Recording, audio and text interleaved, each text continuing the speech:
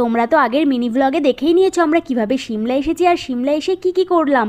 আর আমরা বিকেলবেলা রেডি হয়ে বেরিয়ে গেছিলাম মল রোড ঘুরতে। মল রোড যাওয়ার পথেই আমাদের প্রথমে পড়বে এই চার্চটি। তো এই চার্চটি দেখতে এতটা সুন্দর, এটা দেখার জন্য সবাই এখানে মল রোড, চার্চ আর জাকু টেম্পল, এই তিনটেই প্রধান দেখার জিনিস সিমলা। চার্চ দেখার পর তারপরে আমরা উঠে গেলাম মল রোডের উদ্দেশ্যে, কারণ আরো অনেকটা উপরে হেঁটে উঠতে হবে। তো হাঁটতে হাঁটতে অনেক কষ্টও হচ্ছিল, বাট উপরে উঠে এত ভালো লেগেছিল। আর যেহেতু সন্ধে হয়ে গেছিল আর চারিদিকে এত লাইটিং, রোদ ঝলমলে, অনেক ভালো লাগছিল। আর এলাম ইন্ডিয়ান কফি হাউসে খেতে।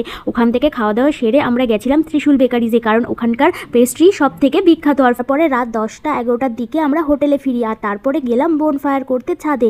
তো যথারীতি সব কিছু গুছিয়ে বনফায়ারটা শুরু হতেই বাদরের উৎপাতে আমরা নিচে চলে আসি। নিচে নেমে এসে আমরা একটু নাচানাচি করে আড্ডা মেরে আমরা তাড়াতাড়ি করে ডিনার সেরে ফেলেছিলাম, কারণ আমাদের পরের দিন কুফরি যেতে হবে। তো ভিডিওটি কেমন লাগলো অবশ্যই জানিও, আর বড় ব্লগটি চ্যানেলে দেওয়া আছে, তোমরা প্লিজ